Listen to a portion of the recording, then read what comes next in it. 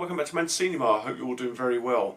The weather outside is not delightful, it's actually quite frightful, isn't it? It's getting terrible, it's very dark already. I mean, we're not even at the end of November yet, and the weather seems to be like January, February weather where it's raining all the time. It's got very, very cold all of a sudden.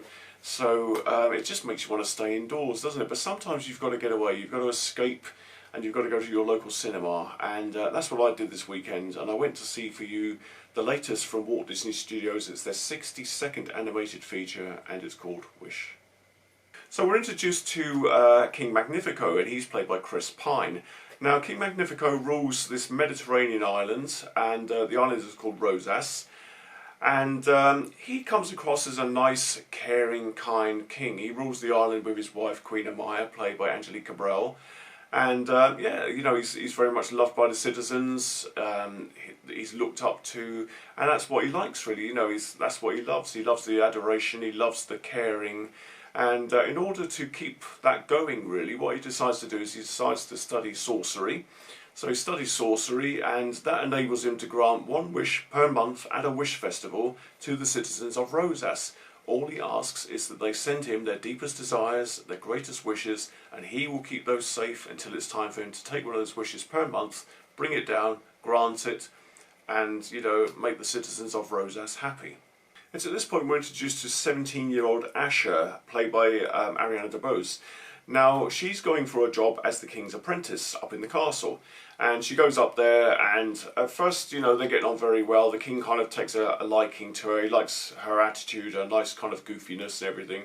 And it looks like she may well get the job as his apprentice.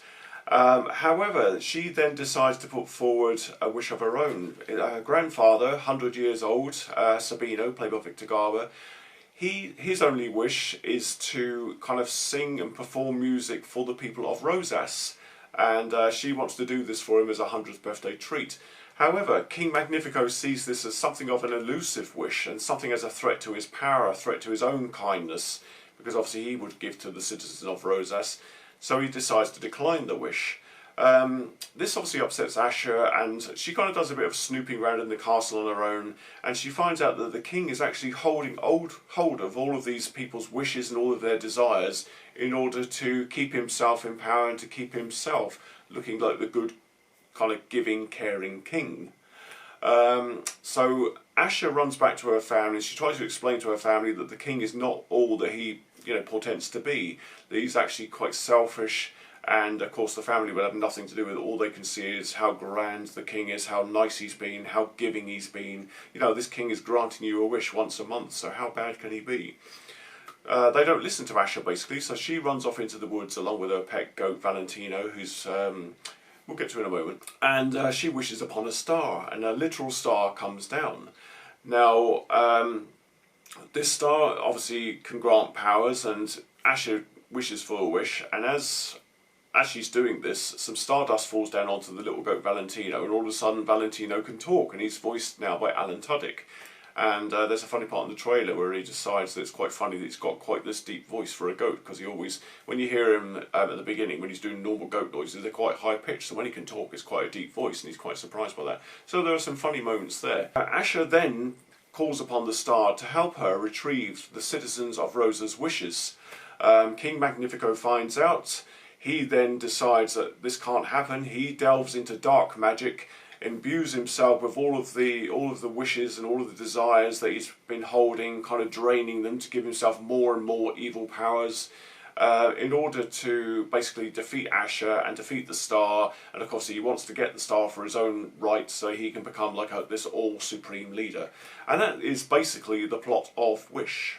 So what to say about Walt Disney's Wish then? I want to preface this bit just by saying I'm not the greatest fan of movie musicals. There's a handful that I like. I like Singing in the Rain, I like Moulin Rouge, and I like A Nightmare Before Christmas, and maybe the tiniest handful of other movies that I can't actually remember at the moment. So yeah, I'm not the greatest fan of movie musicals.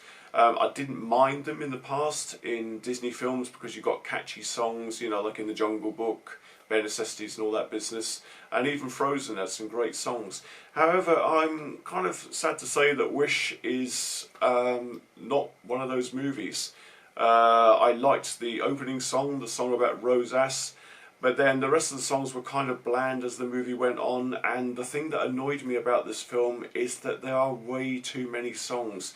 It seems like they'll finish one song which goes on for quite a while, they'll pause for breath, and all of a sudden somebody else starts singing.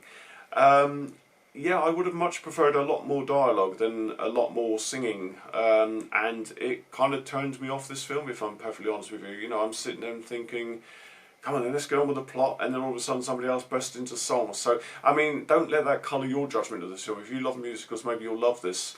But that's just one of my things. I just felt that there was way too much singing in this film.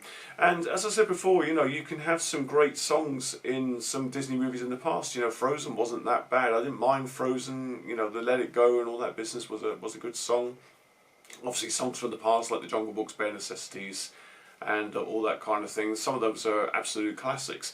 But in this movie, I found that the songs were very forgettable. They'd sing them, they were kind of long and dreary. Like I said, the one at the beginning about Rosass, about the city of Rose, or the island of Rosass, was not bad, to be honest with you. It's quite uplifting and kind of introduced you into the movie. And I thought, oh, maybe this isn't going to be so bad after all. I knew it would have songs in it. But then kind of most of the songs after that were quite dreary and quite forgettable, but they kind of got on my nerves that they were so frequent. That aside, you know, this is the movie that's celebrating Disney's 100th anniversary. I didn't think the story was that great. I didn't think it was that strong. I didn't think that the characters were that interesting, to be honest with you. Asha is okay. She's quite interesting at the beginning of the film, and King Magnifico is okay at the beginning of the film. Then as the movie wears on, you find that you're just getting a bit bored of them, to be honest with you, and kind of bored of the surrounding characters. The one character I kind of did like was Alan Tudyk's talking goat Valentino. I thought he was quite funny once he found his voice and some of the actions that he got up to. Yeah, so unfortunately the story's a little bit of a drag. The songs are very much a drag for me, and the characters were kind of quite dull. It's a bit surprising, really, that this is the movie that they chose to celebrate Disney's 100th kind of celebrations, really. It's 100th anniversary celebrations that they're doing all around the parks and all around the movies. And if you look at Disney stuff branded this year, everything's had a 100th anniversary stamped on it. They've re-released some of the classics like Snow White, Beauty and the Beast, and all that kind of thing earlier in the year. So it's kind of a surprise that they didn't come out with a stronger movie to celebrate that, in my opinion, of course. What else can I say about it? You know, I don't really like to get into this territory about, you know, politicalness and stuff like that, but the movie is kind of very anti-men. You've got a guy who's a nice kind of caring king, and he's suddenly turned into being this selfish, nasty character. Basically all of the other male, with exceptions of the goat, most of the other male characters in this are either kind of portrayed as dumb or useless, or, you know, something like that. The lead female doesn't have a kind of a, not that she should, but she doesn't have a prince or a male counterpart to kind of bounce off of, as they've done in past Disney movies, and she's very much an independent woman, and most of the other women in the film are very independent women, the Queen being one. You know, in the end she kind of stands up against the king, realises what he's doing is wrong. So yes, this is a very much a, you know, an independent woman film, and it seems that that Disney are portraying the average man as being the villain, in either a villain or quite useless, and it's not a very good message to be sending out to, you know, to young children. It's not the best thing that you could do in this animated movie, but you know, that's the way they're deciding to go at the moment. The one thing I kind of liked about this movie, because it was the 100th anniversary, they did kind of slip in some Easter eggs to some other Disney movies. You'll spot Peter Pan within the film. There's some other characters that pop up within the film if you keep a careful eye. I thought that was quite nice. However, that again wasn't done that well. It wasn't that strong. If they really wanted to do this, they really could have played up on it a little bit stronger. But, you know, as it was, they were kind of, oh, look, there's Peter Pan. Oh, look, there's that other character. And it was kind of a nod to their animated past, and yeah, it was kind of nice to see. It kind of kept me interested in the movie, at least once all the other stuff had gone out of the way. But yeah, you know, Wish is not, unfortunately, the strongest Disney movie. I would hope for something really quite powerful and quite, memorable, with some great songs and some great performances and some great characters to celebrate the 100th anniversary. As it was, I guess you could say that Wish is kind of wishy-washy. The children might enjoy it, they may enjoy the characters. I mean, even the goat I didn't think was as good as some of the other kind of comic relief characters that they have in these Disney movies. You've got like Timon and Pumbaa in The Lion King. They're very memorable characters, and you remember what they're getting up to, and you have a great laugh with them, and you enjoy watching them. Even as an adult, you remember those characters, and you think they were very well done.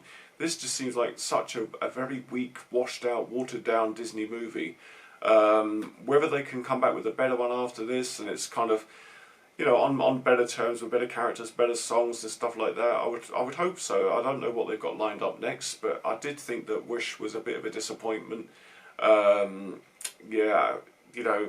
If you want to go and see it, I think the kids will want to go and see this at cinema. I don't think they're going to see all the underlying tones that's going on, that it's kind of too many songs. That's, like I said, that's just my personal opinion. There's way too many songs and too many dreary songs. So they may not mind that. They may find the goat quite interesting, but there's these undertones in the movie that they won't pick up on. So maybe kids will enjoy it. Maybe you can take your kids to see it. It's another Disney fun movie, I guess, for them. But yeah, I mean, if you're an adult who's grown up with the Disney movies, what am I talking about?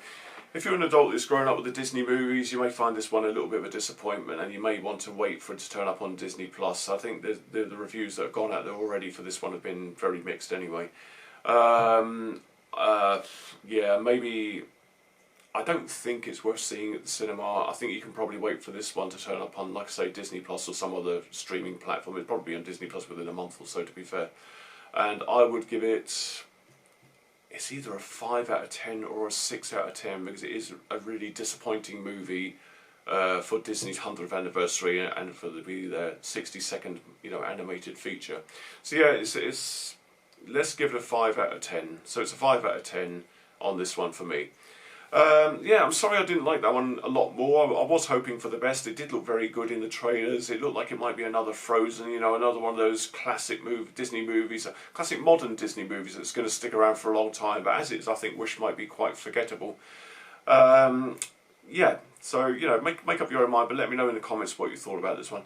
If you've enjoyed this video, I'm sorry it's a little bit of a downer on Disney's latest 100th anniversary movie, but unfortunately, I feel what I feel.